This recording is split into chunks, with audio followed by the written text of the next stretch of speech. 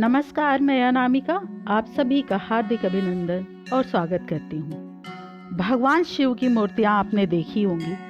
कई जगह आपने देखा होगा कि भगवान शिव के 5 मुख हैं। आखिर इस 5 मुख का रहस्य क्या है, आज इस पर चर्चा करते हैं। भगवान शिव का विष्णु जी से अनन्य प्रेम है। भगवान शिव तामस मूर्ति हैं और भगवान विष्णु सत्व मूर्ति हैं, पर एक दूसरे का ध्यान करने से शिव भगवान श्वेत वर्ण के और विष्णु भगवान श्याम वर्ण के हो गए। ऐसा माना जाता है कि एक बार भगवान विष्णु ने अत्यंत मनोहर किशोर रूप धारण किया। उस मनोहर रूप को देखने के लिए चतुरानन ब्रह्मा, बहुमुख वाले अनंत, सहस्त्रार्च इंद्र आदि देवता आए। उन्होंने एक मुख वालों की अपेक्षा भगवान के रूप माधुर्य का अधिक आनंद लिया। यह देखकर भगवान शिव सोचने लगे कि यदि मेरे पास भी अनेक मुख व नेत्र होते तो मैं भी भगवान के इस किशोर रूप का सबसे अधिक दर्शन करता। भगवान शिव के मन में इस इच्छा के उत्पन्न होते ही वे पंचमुख के हो गए। 5 मुखों के कारण भगवान शिव पंचानन कहलाए। भगवान शिव के 5 मुख सद्योजात, वामदेव, तत्पुरुष, अघोर और ईशान हुए और प्रत्येक मुख के 3-3 नेत्र बन गए। तभी से वे पंचानन या पंचवक्त्र कहलाते हैं। भगवान शिव के 4 मुख चारों दिशाओं में और 5वां मुख मध्य में है। भगवान शिव के पश्चिम दिशा का मुख सद्योजात है। यह बालक के समान स्वच्छ, शुद्ध व निर्विकार है। उत्तर दिशा का मुख वामदेव है। वामदेव अर्थात विकारों का नाश करने वाला। दक्षिण मुख अघोर है। अघोर का अर्थ है कि निंदित कर्म करने वाला। निंदित कर्म करने वाला भी भगवान शिव की कृपा से निंदित कर्म को शुद्ध बना लेता है। भगवान शिव के पूर्व मुख का नाम तत्पुरुष है। तत्पुरुष का अर्थ है अपने आत्मा में स्थित रहना। और ऊर्ध्व मुख का नाम ईशान है। ईशान का अर्थ है स्वामी।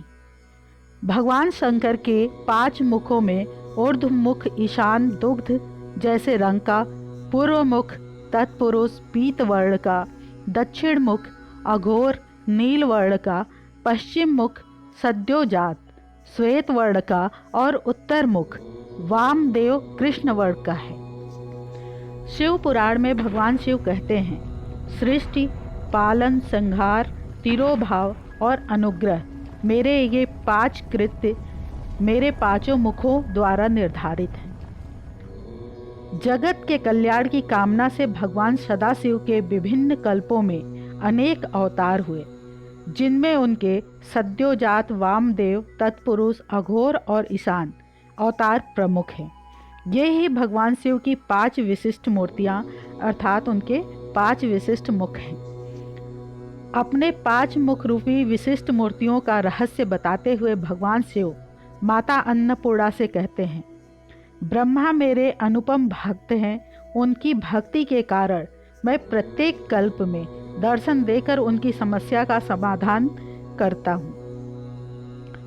श्वेत लोहित नामक 19वें कल्प में ब्रह्मा सृष्टि रचना के ज्ञान के लिए पर ब्रह्म का ध्यान कर रहे थे। तब भगवान शंकर ने उन्हें अपने पहले अवतार सद्योजात रूप में दर्शन दिया।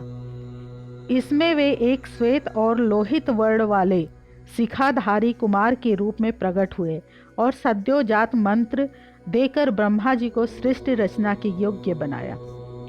रक्त नामक 20वें कल्प में रक्त वर्ण ब्रह्मपुत्र की कामना से परमेश्वर का ध्यान कर रहे थे। उसी समय उनसे एक पुत्र प्रकट हुआ, जिसने लाल रंग के वस्त्र आभूषण धारण किए थे।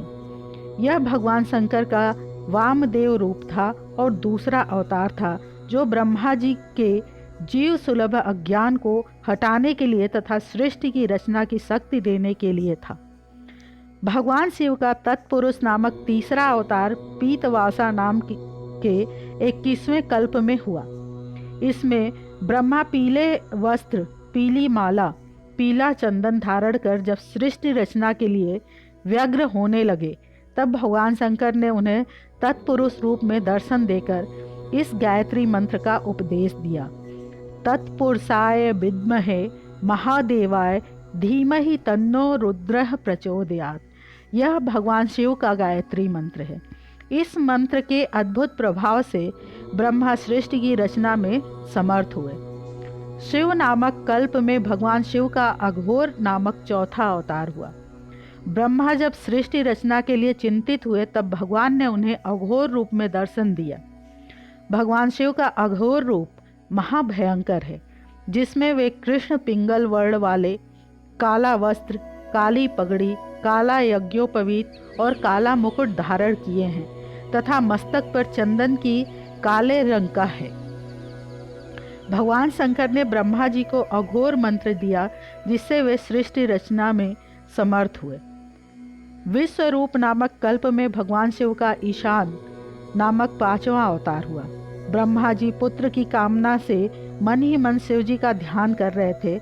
उसी समय सिंहनाद हुआ और सरस्वती सहित भगवान ईशान प्रकट हुए, जिनका स्फटिक के समान उज्ज्वल वर्ण था।